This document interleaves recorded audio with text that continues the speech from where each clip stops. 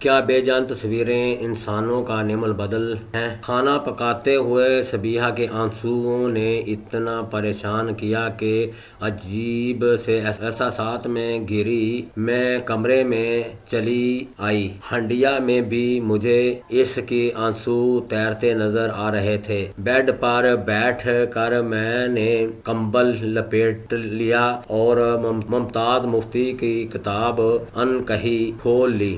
مقصد صرف ان آنسوؤں سے پیچھا چھڑانا تھا، لیکن یہ کوشش بھی زیادہ دیر کامیاب نہ ہوئی۔ وہ بھیگی بھیگی آنکھیں کتاب کے صفحے پر ابھر آئیں اور سارے لفظ ادھر ادھر بھاگ گئے۔ کتاب ہاتھ سے کھسک کر نیچے جا گری اور ذہن ان آنسوؤں میں ڈوبتا چلا گیا۔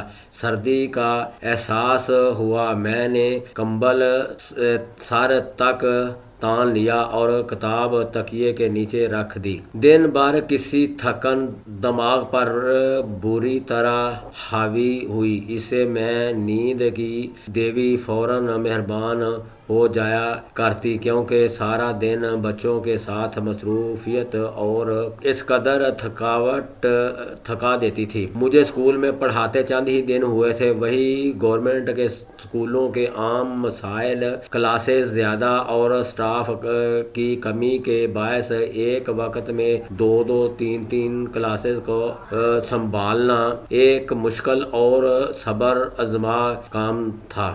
8 اکتوبر کے سانحے نے ہماری عمارت ڈھا کر رہی سی کسر پوری کر دی تھی، لیکن ان تمام مسائل کے باوجود اس اسکول کا معیار تعلیم بے حد اچھا تھا۔ وجہ انتھک محنت تھی، جو شدید قسم کی تھکن سے دوچار کر دیتی۔ تھک کر بستر پر لیٹتے ہی نیند کی وادی میں اتر جاتی، لیکن آج نیند کی جگہ کوئی ان آنسوؤں نے لے لی تھی۔ چند لمحے بے چینی سے کروٹیں بدلنے کے بعد میں باہر کھلی فضا میں نکل گئی۔ ساری وادی اندھیرے میں ڈوبی ہوئی تھی۔ ستاروں کے ساتھ تنہا سفر کرتی رات بھی اپنے اندر اداسیاں سمیٹے ہوئے تھی۔ ذہن ایک بار پھر دن کے اس واقعے کی طرف جا نکلا اور اعصاب شکن لمحوں نے مجھے اپنے شکنجے میں جکڑ لیا۔ کبھی کبھی یوں بھی ہوتا ہے، کوئی ایک واقعہ آپ کو تمام تر حسیات کے ساتھ اپنی طرف متوجہ کر لیتا ہے۔ آپ اس لمحے پر مقید ہو کر رہ جاتے ہیں۔ تیسرے پیریڈ کا آغاز ہوا تو سورج نے بھی پہاڑوں کے پیچھے سے طلوع ہو کر اپنی شکل دکھانی ہوتی ہوئی سردیوں کی نرم سی دھوپ خوشگوار حرارت لیے ہوئے تھی۔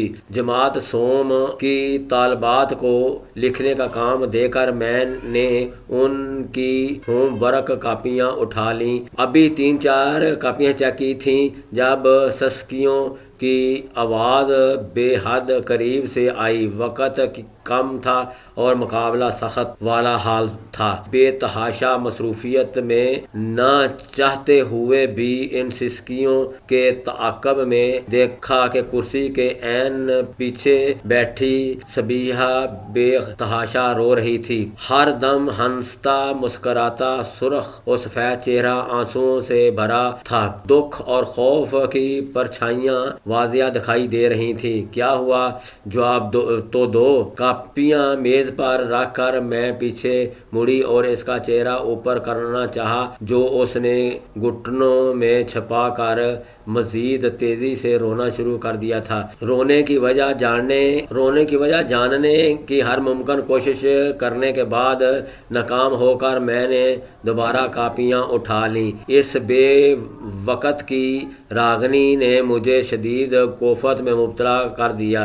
جی چاہا ایک کرارا سا تھپڑ جھڑوں۔ سر کرسی کی پشت سے ٹکا کر اشتعال کی اس لہر کو اپنے اندر جذب کیا اور پیار سے اس کے سر پر ہاتھ رکھ کر پھر اس کے رونے کی وجہ پوچھی۔ چپ ہونا تو درکنار اس نے سر بھی اوپر نہ اٹھایا۔ اچانک خیال آنے پر میں نے ساتھ بیٹھی بچی سے پوچھا، اس کی کتاب گم ہو گئی ہے اس لیے وہ رو رہی ہے؟ ہر طرف ڈھونڈ لی نہیں ملی۔ وجہ جان کر مجھے اطمینان کا احساس ہوا تو میں بھی مطمئن ہو کر اپنے کام کی طرف متوجہ ہو گئی۔ کون سی کتاب تھی؟ اردو کی۔ اوہ، یہ کوئی رونے والی بات ہے؟ میرے پاس اردو کی کتاب ہے، وہ لے لو اور چپ ہو جاؤ۔ لیکن آنسو شدید تیزی سے بہنے لگے۔ میں نے حیران سا ہو کر صبیحہ کو دیکھا۔ رونا ہر مسئلے کا حل نہیں ہوتا۔ کتاب تھی تو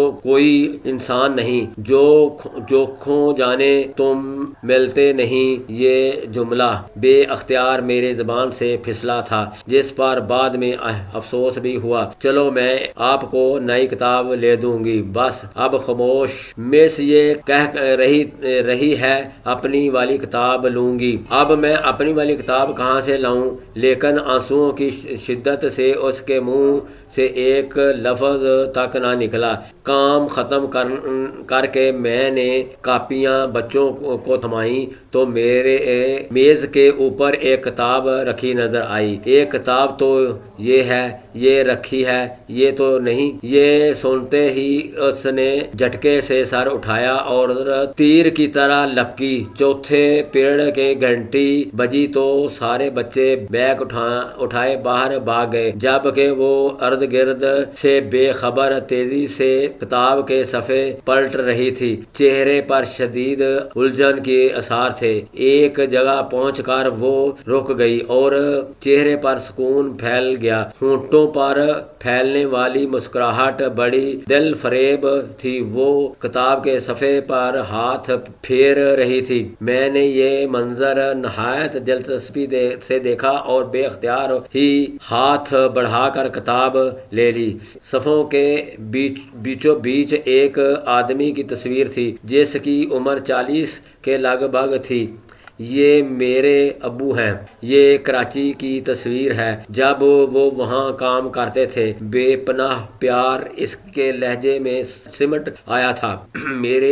میرے ابو چھٹی پر گھر آئے تھے اور پھر زلزلہ آیا اور وہ بھی شہید ہو گئے۔ اب میں ان کی تصویر اپنے پاس رکھتی ہوں۔ واہ میرے خدا، تو وہ کتاب کے لیے نہیں، تصویر کے لیے رو رہی تھی۔ اس نے کتاب میرے ہاتھ سے لی، کسی قیمتی متاع کی طرح سینے پر لگائی اور باہر نکل گئی۔ کیا تصویریں انسانوں کا نعمت بدل ہو سکتی ہیں؟ میرا دل دکھ کی گہرائیوں میں ڈوبتا چلا گیا اور اب صبیحہ کے آنسو تھم گئے۔